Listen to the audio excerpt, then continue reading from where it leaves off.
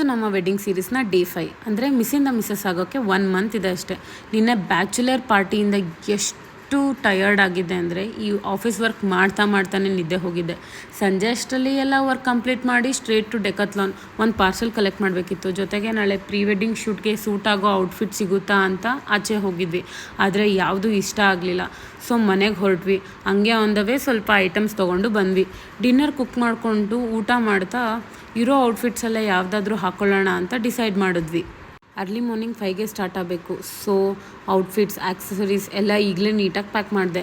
ನನಗೊಬ್ಳಿಗೆ ಎದ್ದಿದ್ದು ಎಲ್ಲ ಮಾಡ್ಕೊಳಕ್ಕಾಗಲ್ಲ ಅಂತ ಇವಳಿಗೆ ನಿದ್ದೆ ಬರ್ತಾಯಿದ್ರು. ಇವಳನ್ನೂ ಎದ್ದೇಳಿಸಿ ನನ್ನ ಜೊತೆ ಕೂರಿಸಿದ್ದೆ. 3 ಶೇಡಲ್ಲಿ ಯಾವ ಶೇಡ್ ಹಾಕಲಿ? 3 ಒಂದೇ ರಾತ್ರಿ 1:45 ಗೈಸ್.